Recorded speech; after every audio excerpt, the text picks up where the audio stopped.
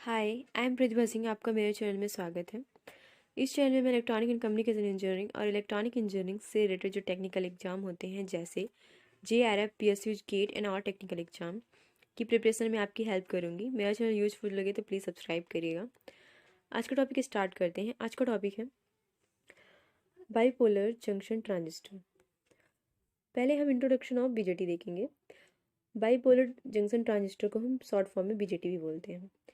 First point है the bipolar junction transistor has 3 separately doped regions and contains 2 PN junction. Means जो BJT होता है वो एक होता है NPN और एक होता है PNP। तो ये हो गया, सपोज ये P हो गया, ये N हो गया और ये P हो गया। सपोज ये फॉरवर्ड वाइज में कनेक्ट है। अभी तो मैं इसी को एक्सप्लेन करती हूँ जंक्शन, फिर फॉरवर्ड वाइज और रिवर्स वाइज एक्सप्लेन कर दूंगी। देखिए, ये जो होते हैं ये सेपरेटली डोप्ड होते हैं, ठीक है, सेपरेटली डोप्ड होते हैं।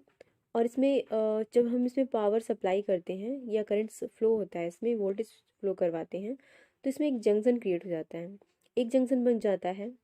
सपोज इसको हम बोल देंगे ये PN जंक्शन हो गया, ओके, और ये बन जाता है NP जंक्शन, ठीक है। तो ये तो एक सेपरेटली डोप्ड होते हैं रीजन ये। और सेकंड पॉइंट ये है कि कंटेंट्स जो इसमें 2 रीजन क्रिएट करते हैं, इसमें दो रीजन बन जाते हैं। फर्स्ट हो जाता है PN जंक्शन और NPN जंक्शन, ओके। देखिए, सेकंड पॉइंट ये होता है कि इसमें दोनों मोड वर्क करते हैं, फॉरवर्ड वाइज भी वर्क करता है और रिवर्स वाइज भी वर्क करता है।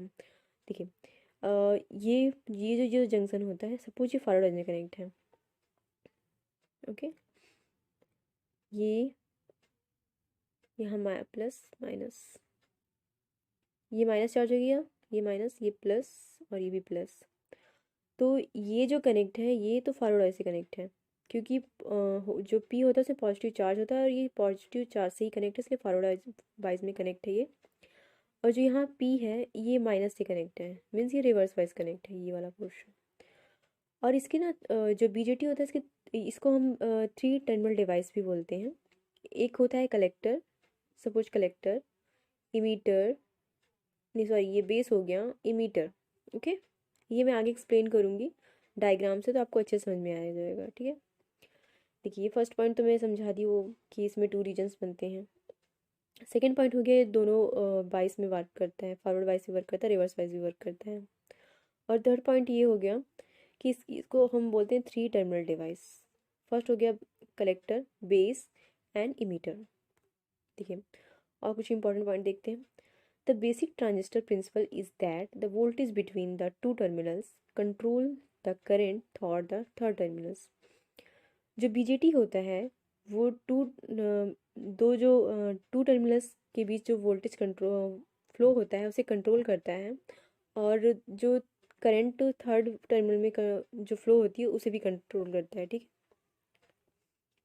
Current in the transistor is due to the flow of electrons and holes, hence the name bipolar।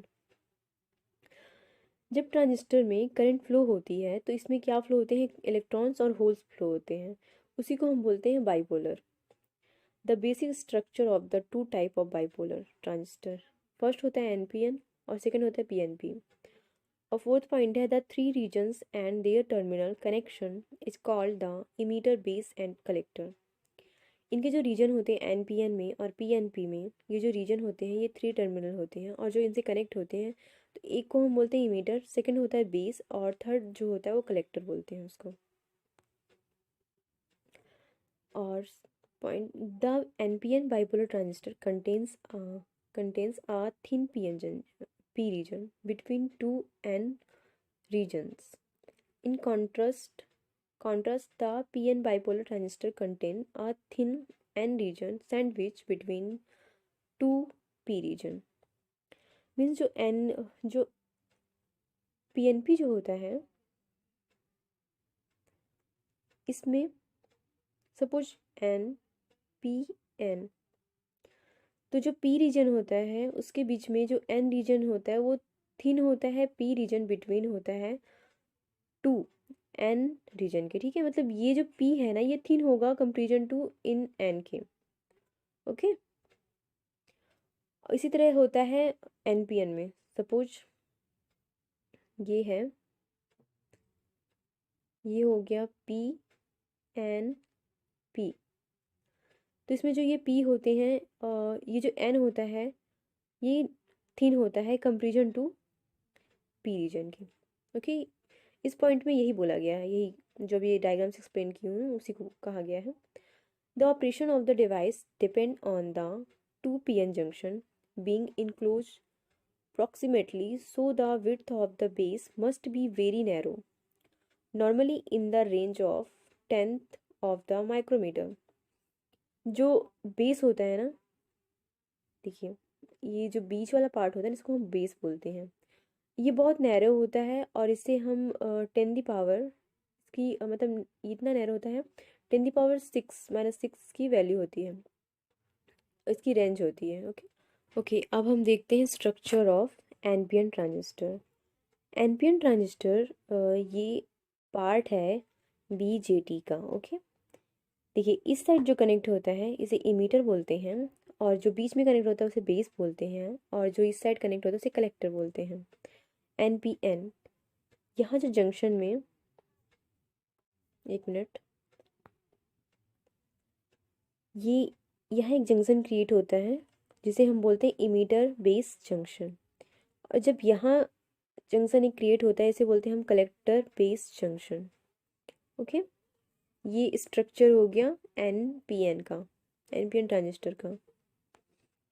चलिए, ये तो सर्किट डायग्राम हो गया, सर्किट डिजाइन हो गया एनपीएन का।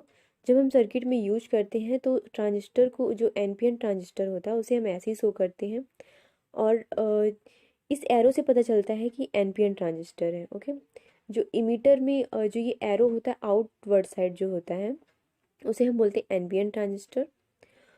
सिंपल लैंग्वेज आप ये भी बोलते हैं, जब एरो निकल रहा हो, निकलने के डायरेक्शन में हो इस सर्कल से, तो समझ जाना वो एनपीएन ट्रांजिस्टर है। ओके, इस साइड बेस होता है, यहाँ कलेक्टर होता है और ये इमीटर होता है, और ये डायरेक्शन शो करता है आउटवर्ड साइड जो एनपीएन ट्रांजिस्टर को शो करता है। अब देखते हैं हम सिंप्लीफाइड स्ट्रक्चर ऑफ पीएनपी। ये डायग्राम जो है वो पीएनपी ट्रांजिस्टर का है। इस साइड जो कनेक्ट होता है इमीटर, ये बेस हो गया, और ये कलेक्टर, और यहाँ जंक्शन क्रिएट होता है उसे बोलते हैं हम इमीटर बेस जंक्शन। जब यहाँ क्रिएट होता है उसे हम बोलते हैं कलेक्टर बेस जंक्शन। ओके, देखिए ये circuit design of the PNP, ये सर्किट डिजाइन है पीएनपी का। इमीटर, हमेशा जो ये एरो होता है ये याद रखिएगा, जो एरो होता है वो हमेशा इमीटर में ही होता है, और जो जिसमें ये एरो शो होगा समझ जाइएगा ये जो अंदर साइड आने को शो करेगा समझ जाइए पीएनपी ट्रांजिस्टर है। और जिस जिस लाइन में भी ये एरो शो होता है उसे हम इमीटर ही बोलते हैं, वो इमीटर को ही शो करता है। बेस बीच में होता है। ओके, और जो ये बचा ये हो गया कलेक्टर। ओके, देखिए कुछ ये इंपॉर्टेंट मोड्स हैं, इसे आप याद रखिएगा। Modes of operation.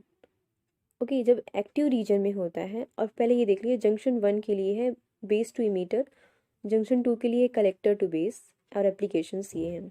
चलिए देखते हैं, जब एक्टिव रीजन में होता है तो ये फॉरवर्ड बाइस में होता है, जंक्शन 1 के लिए बेस टू इमीटर, और जब ये जंक्शन 2 में होता है कलेक्टर टू बेस तो ये रिवर्स बाइस में होता है। एप्लीकेशंस ये होता है इसका एज एन एम्पलीफायर वर्क करता है। ओके, जब सेचुरेशन रीजन में होता है तो ये बेस टू इमीटर वर्क करता है फॉरवर्ड बाइस, और कलेक्टर टू बेस में वर्क करता है फॉरवर्ड वाइज ही वर्क करता है, मतलब फॉरवर्ड वाइज मोड में ही होता है। और ये एप्लीकेशन इसका ये होता है कि एज एन इलेक्ट्रॉनिक स्विच की तरह वर्क करता है, यूज करते हैं या वर्क करता है। जब कट ऑफ रीजन में होता है तो बेस टू इमीटर में ये रिवर्स वाइज होता है, और कलेक्टर टू बेस में रिवर्स वाइज ही रहता है। और एप्लीकेशन ये है कि इसको हम डिजिटल सर्किट में यूज करते हैं। जब रिवर्स एक्टिव मोड और इन्वर्टेड मोड में होता है, base to emitter reverse wise में होता है, और कलेक्टर टू बेस में ये फॉरवर्ड वाइज में होता है, और इसका एप्लीकेशन होता है as an amplifier with voltage and current gain to be low. ये बहुत इंपॉर्टेंट चार्ट है, और इसे प्लीज़ आप याद रखिएगा, बहुत इंपॉर्टेंट है। जेआरएफ में पूछ सकते हैं इसे क्वेश्चन, और कॉन्सेप्ट इससे क्लियर हो जाएगा मोड्स ऑफ ऑपरेशन से। ओके, देखिए some important points of BJT, कुछ इंपॉर्टेंट पॉइंट है बीजेटी के, चलिए रीड करते हैं, देखते हैं। Of the 3 regions immediately heavily doped, the next level of doping is collector and base is less than that of collector। Means इसमें 3 reason होते हैं, सबसे हैवली डोप जो होता है वो कलेक्टर होता है और बेस इज लेस देन, जो बेस होता है वो लेस देन होता है कलेक्टर के। सेकेंड पॉइंट है the doping of the sandwich layer is considerably less than that of the outer layer, typically 10:1 और लेस। मतलब टाइपिकली जो होता है 10:1 होता है और इससे कम होता है, doping of sandwich layer of considerably, ठीक है। और थर्ड पॉइंट होता है emitter is provided with medium area, जो इमीटर होता है वो प्रोवाइड करता है मीडियम एरिया।